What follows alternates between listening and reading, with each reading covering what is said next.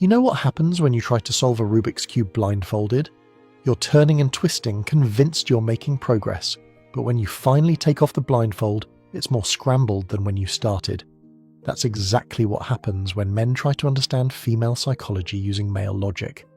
You're using the wrong operating system, trying to run iOS software on an Android phone. Today I'm going to show you the actual code that runs in women's minds, not the version they tell you about, not the romanticized fairy tale, but the raw, unfiltered algorithm that drives every decision, every test, every manipulation. And here's the warning. Once you see this, you can't unsee it. Once you understand how the female brain actually processes reality, every interaction you've ever had will suddenly make horrifying sense. Let me start with the most devastating truth. Women don't think like you, not because they're from Venus or whatever nonsense, but because their entire psychological operating system was designed for a completely different purpose than yours. While men evolved to solve problems, hunt, build, protect, women evolved to extract resources, ensure survival through manipulation, and control without physical strength. This isn't sexism, this is evolutionary psychology. And pretending it's not true is why you keep losing the game you don't even know you're playing. I've seen it countless times in my work. A man comes to me confused, broken, says, "I gave her everything she wanted, why did she leave?" Brother, that's exactly why she left. Because the moment you gave her everything, you became worthless. A conquered territory, a solved puzzle. The game was over, and women don't stay where the game has ended.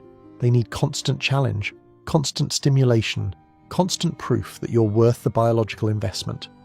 The moment you stop being a challenge, you stop existing as a man in her eyes. You probably heard about that study where they monitored brain activity during relationship conflicts. When men argued, their problem-solving centers lit up. When women argued, their emotional and memory centers exploded like fireworks. You're trying to fix the leaky faucet while she's replaying every time you forgot to call, every birthday you slightly messed up, every moment you made her feel less than perfect. You're in the present. She's in every moment that ever existed simultaneously. Here's the algorithm that runs female decision-making, and pay attention because this explains everything. First variable, how does this make me feel right now? Not tomorrow, not in 5 years, right now. Second variable, what can I extract from this situation? Time, attention, resources, status. Third variable, how does this affect my position relative to other women? Because despite all the sisterhood talk, women are in constant, brutal competition with each other. Fourth variable, can I do better? This calculation runs 24/7, like Bitcoin mining but for relationship options. The female brain doesn't process loyalty the way men do. You think loyalty means staying through thick and thin. She thinks loyalty means you continuing to win the competition for her attention every single day. The moment you stop competing, you've abandoned her. In her mind, your complacency is betrayal. Your contentment is neglect. Your satisfaction is rejection. She needs you to be hungry, desperate, fighting for her even after 20 years of marriage. Because if you're not fighting for her, it means she's not worth fighting for. There was this case that perfectly illustrates female logic. A woman leaves her husband because he's emotionally unavailable, gets with a guy who showers her with attention. 6 months later, she leaves him because he's too needy. The husband wasn't emotionally unavailable, he was stable. The new guy wasn't needy, he was attentive. But her brain doesn't process absolute values, only relative changes. She doesn't want a specific amount of attention. She wants the feeling of winning attention. She wants to feel like she's conquering you every day, not like she's already conquered. You know what happens when scientists study female social dynamics? They find something fascinating. Women's brains literally sync up when they're together, their menstrual cycles align, their speech patterns merge, their opinions converge. But here's what nobody talks about. This synchronization is competitive, not cooperative. They're not becoming friends, they're establishing hierarchy. Every compliment is a power move, every shared secret is ammunition, every girls' night is a reconnaissance mission. As you might have heard, there's this thing called the female social matrix. Every woman exists in an invisible web of comparisons. She doesn't evaluate her relationship based on whether she's happy, she evaluates it based on whether she's happier than her friends. She doesn't want a good man, she wants a better man than other women have. This is why social media destroyed relationships. Now she's not just comparing you to her friends' boyfriends, but to every relationship highlight reel on the internet. You're not competing against real men anymore. You're competing against a fantasy composite of every perfect moment from every relationship that's ever been posted online. The must-have, don't-want paradox drives men insane. She demands commitment but loses attraction when you commit. She wants you to be emotional but loses respect when you cry. She wants you to be successful but resents the time success requires. This isn't confusion or contradiction, it's feature, not bug. She's not testing what you'll give her, she's testing if you're smart enough not to give it. Every demand is actually a test of your strength. Will you maintain frame or will you fold? The moment you fold, you fail, even though folding is exactly what she asked for. This happened to someone who thought he'd figured it out. His girlfriend constantly complained he didn't share his feelings. So he opens up, tells her about his fears, his struggles with depression after his father died. Within 2 weeks she's distant. Within a month she's gone. Later she tells a mutual friend, "I just couldn't see him as a protector anymore." She didn't want his feelings. She wanted to know she could break down your walls if needed. Once the walls were down, you became useless. The test wasn't about getting the information, it was about seeing if the information could be gotten. Let me explain the resource extraction protocol that runs in every female brain. It's not conscious, it's not evil, it's biological. Women are physically vulnerable during pregnancy and child rearing. Evolution programmed them to constantly test and ensure resource availability. Every shit test, every comfort test, every demand, it's all checking if the resource stream is still flowing. Can you still provide? Can you still protect? Are you still worth the biological investment? But here's where modern society broke the system. Women no longer need individual men for resources. They have careers, government support, infinite options on dating apps. But the extraction protocol still runs, so now she's extracting validation, attention, emotional labour, lifestyle experiences, things that didn't exist in our evolutionary environment. She's running Stone Age software in a digital world, and you're the one getting the blue screen of death. You know what happens in female-only spaces? I've analysed thousands of conversations from women's forums, group chats, comment sections. 70% of discussion is about extracting more from men. 20% is about appearance to attract higher value men. 5% is competing with other women. 3% is sex. 2% is everything else. Career, hobbies, personal growth, philosophy, everything men assume women think about. 2%. The other 98% is about optimizing male utility. The guilt-fear operating system is how women control without physical dominance. She can't beat you physically, so she beats you psychologically. First, she installs guilt. You're not doing enough, you're not romantic enough, you're not emotional enough. Then she activates fear. I might leave, I might find someone better, I might not love you anymore. Now you're running her program. Every decision you make processes through her guilt-fear filter. Will this upset her? Will this make her leave? You've become a puppet running her code. You know what happens when you watch how mothers raise their sons versus daughters? The programming starts from birth. Boys are told they must earn love through achievement, must prove their worth, must never be enough. Girls are told they deserve love for existing. They're princesses. They're special just for being. This creates men who constantly seek approval and women who constantly withhold it.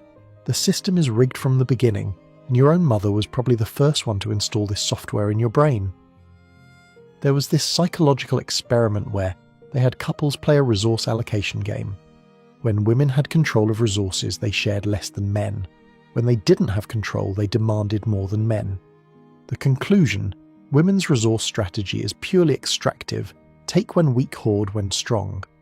Men's strategy was protective share when strong, conserve when weak. Completely different operating systems. I've observed this pattern thousands of times. Woman enters, relationship sweet, loving, sexual. Man commits. Woman gradually reduces affection, increases demands. Man tries harder. Woman loses respect. Man panics, doubles efforts.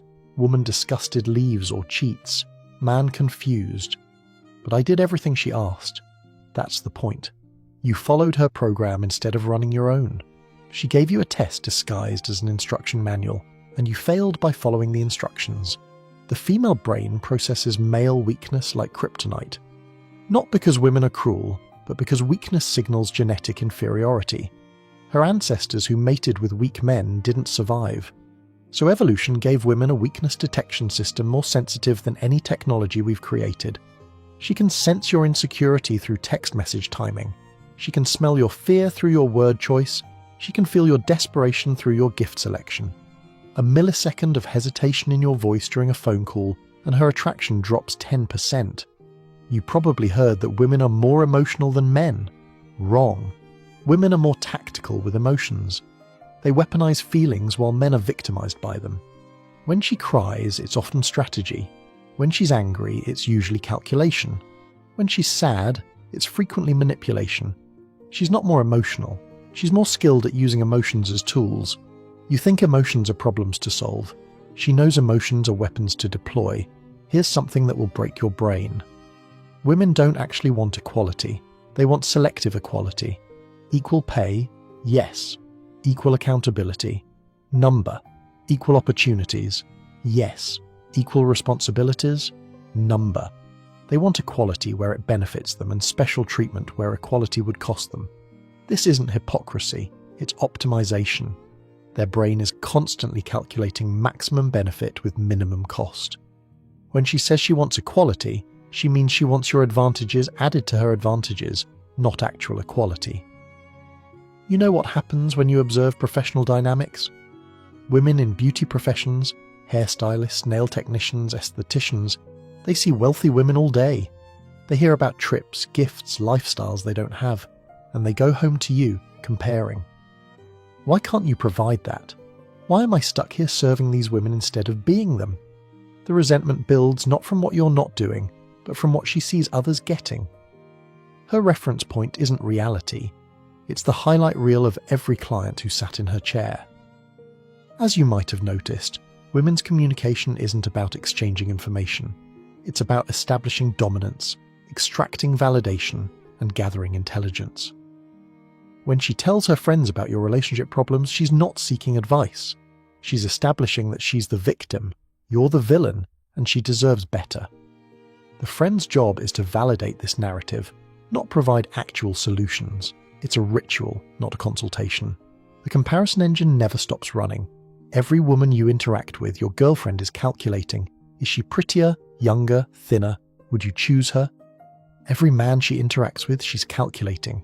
Is he taller, richer, more confident? Could I get him? This isn't conscious cheating. It's involuntary optimization. Her brain literally cannot stop comparing and calculating alternatives.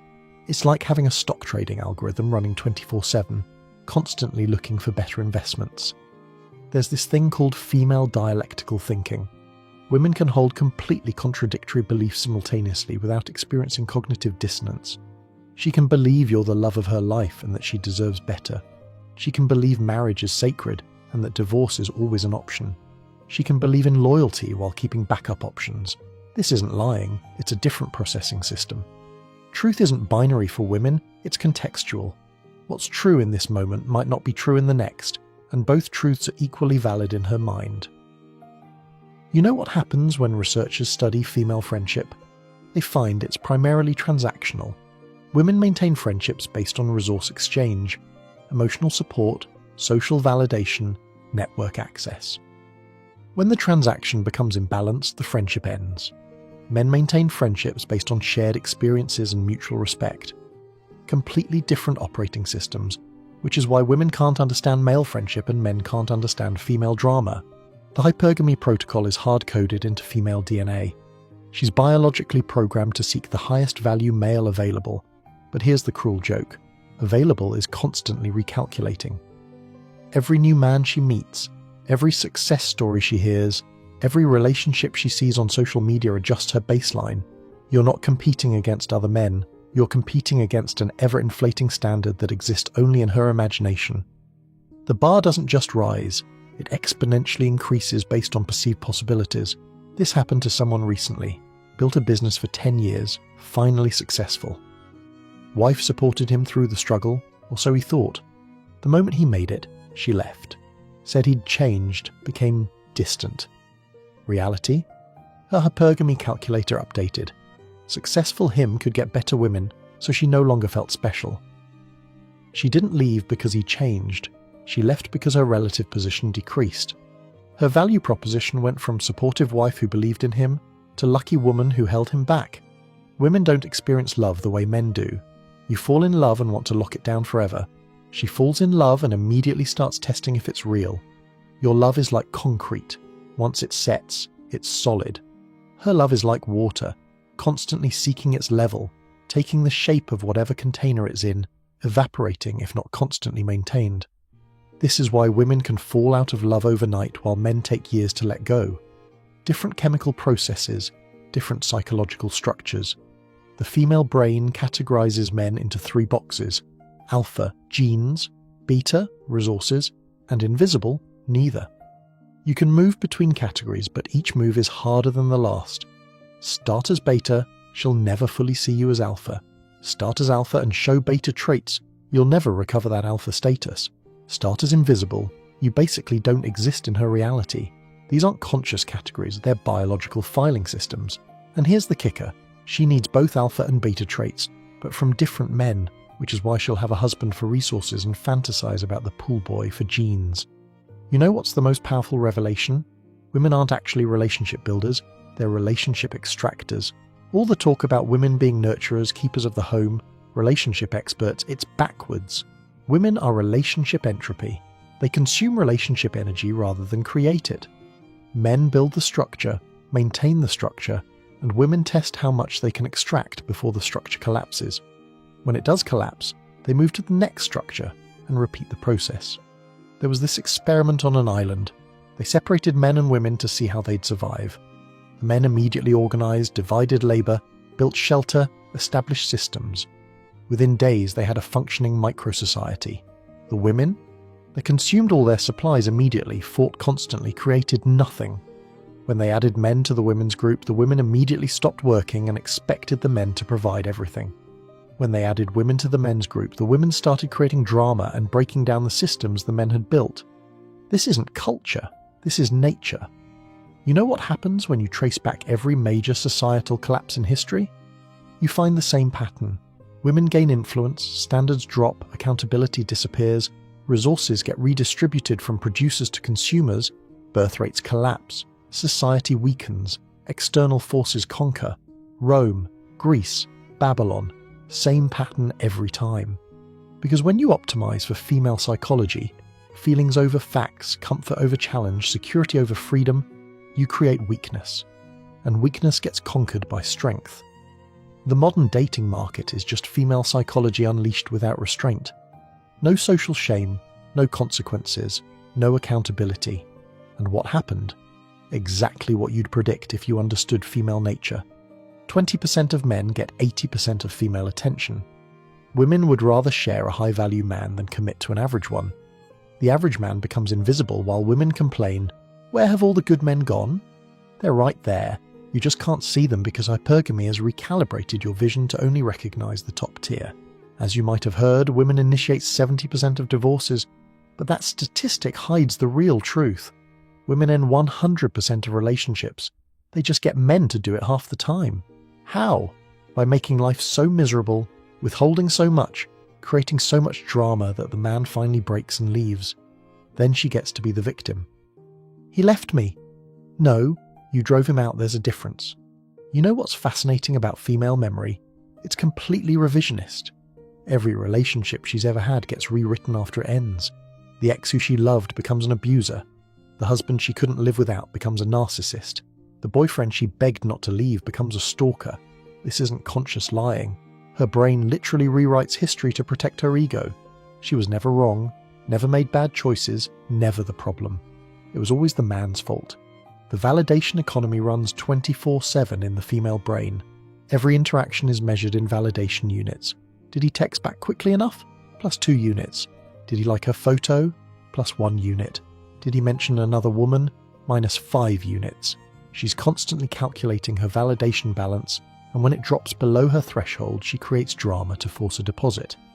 The drama isn't the problem, it's the solution to low validation reserves. As you probably noticed, women don't actually want solutions to their problems. When she complains, she's not seeking fixes, she's seeking validation that her feelings are justified. You offer solutions because your brain processes problems as things to solve. She rejects solutions because solving the problem would end the validation stream. The problem isn't the problem. The problem is the solution to getting attention. You know what happens when you truly grasp this? You understand that women see men as utilities, not partners. You're not a person to her. You're a Swiss Army knife of resources, emotional support tool, financial provision tool, social status tool, genetic material tool, validation tool. She doesn't love you, she loves what you provide. And the moment a better tool becomes available, or the moment you stop functioning optimally, you're replaced. Not because she's evil, but because that's how her operating system works. The female brain has no concept of honor, loyalty, or abstract principles. These are male concepts that we project onto women.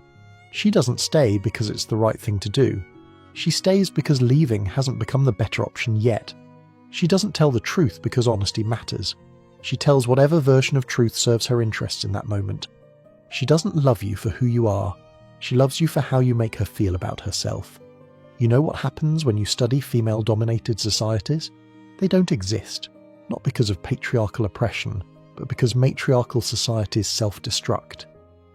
When women control resources and power, birth rates collapse, productivity plummets, and the society either dies or gets conquered.